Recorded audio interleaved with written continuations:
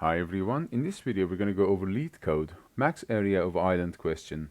Major tech companies like Google, Facebook, Microsoft are asking this question while they're conducting their technical interviews. I hope you'll find this video tutorial helpful for your technical interview preparation.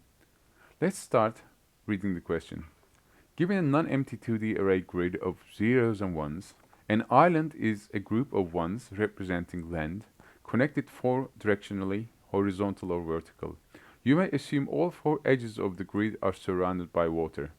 Find the maximum area of an island in the given 2D array. If there is no island, the maximum area is 0.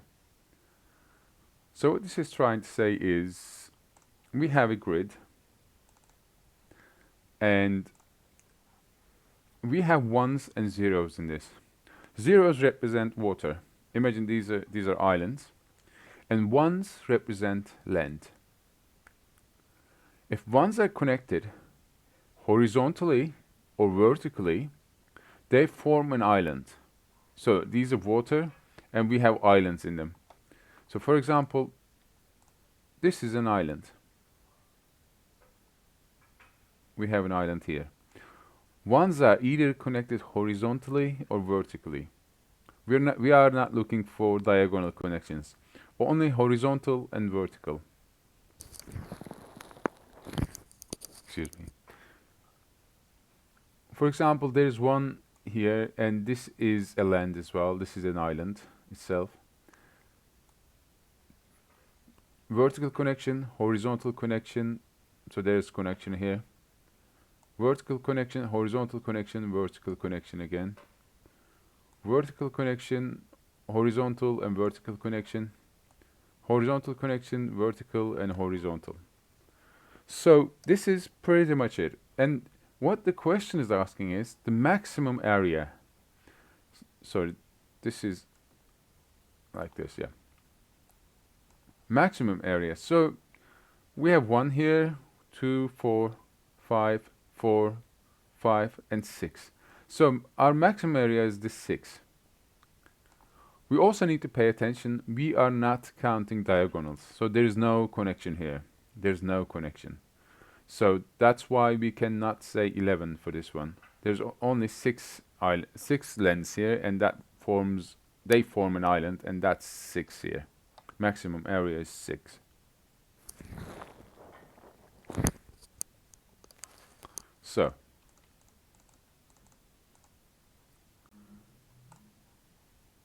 okay, given the above grid, return 6. Note the answer is not 11 because the island must be connected 4 directionally. So talking about this, and we are not connecting diagonal. Given the above grid, return 0. And there's a note here. The length of each dimension in the given grid does not exceed 50. Okay, so how do we solve this question? We need to iterate through each item in the grid, in the rows and columns. When we hit, we check if the item is 1 or 0. If it's 1, in this case, we send this to DFS call, depth first search.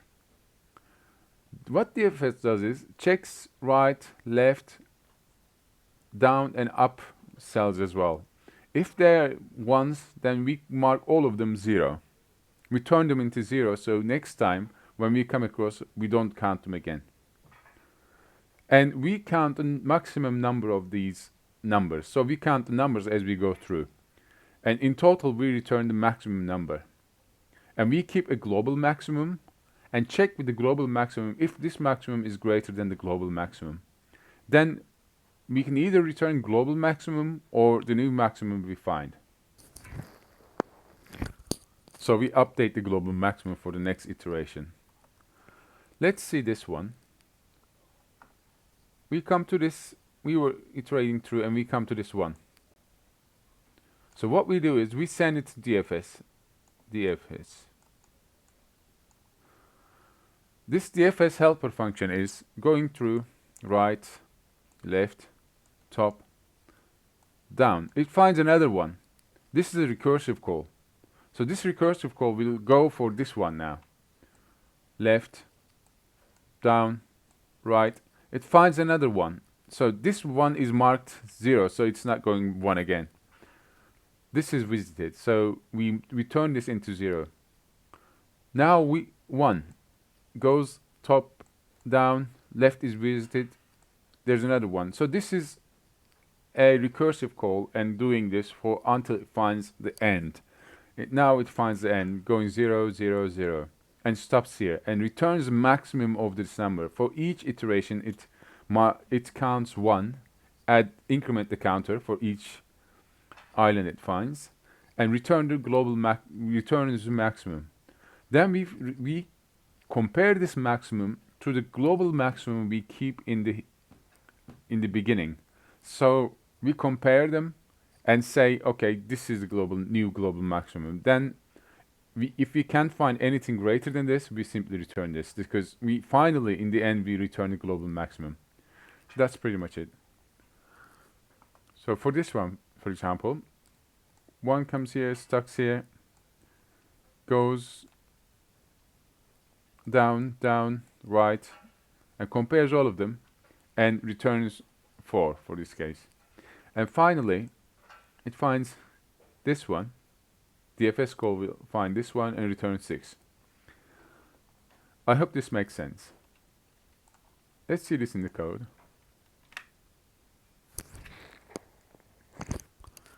We are doing pretty much the same in the code. Okay, first we check if grid is 0, we simply return 0. If grid is not a good grid, then we return 0. Then we create our rows and columns. Then we create a global maximum here. This is the global counter that counts the maximum number.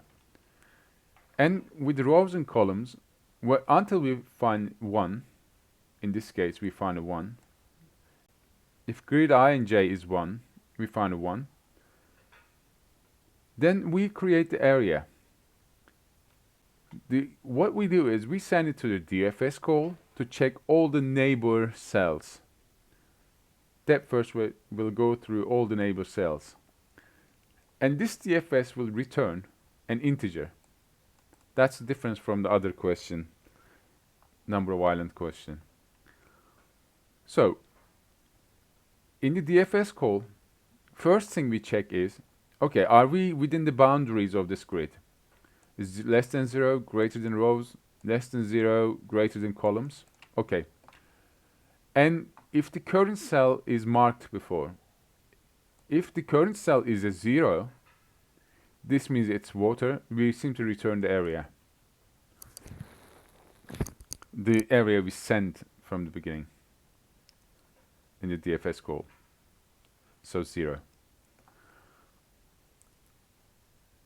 If it's not, we continue. The first thing we do is we mark the cell to 0. So if it's 1, for example, we send it to 1, we mark it to 0. Now we won't check this again, because next time, in the next iteration, when it goes through the DFS, it will check grid I of j is 0 or not. Then it will just return the area and will not continue.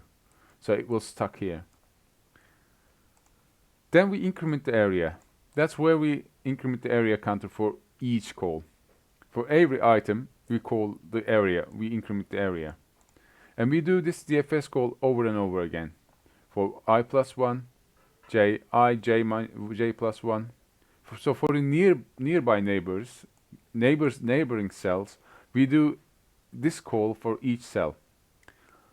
Area is incremented every time we call, and we call for all the items. This area is a difference from the other question. Every time we increment the area, because we come across 1, this is not 0, we pass this test. That means we have 1 island, so increment the counter. And do it for all the area and all the neighboring cells. Do the DFS for E plus 1, J, rows and columns again, J plus 1. Go up, down, left and right. E minus 1, J, E, J minus 1. And finally, after this, the new area is incremented We find a new area and we return this.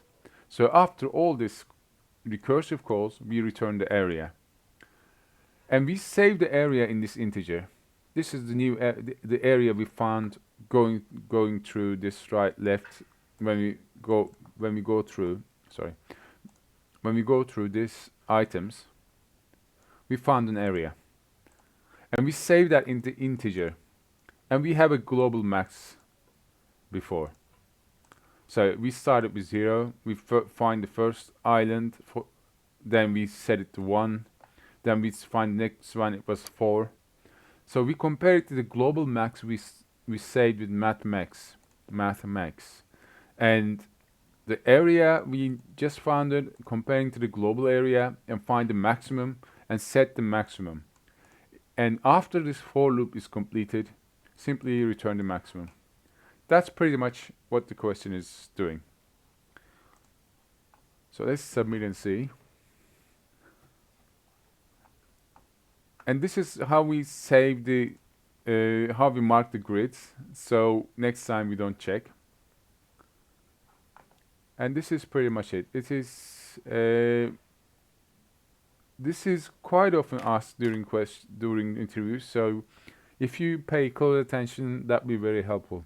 I hope this video tutorial was helpful, and I have more videos coming up. If you subscribe to my channel, we can meet again later. Thanks for watching.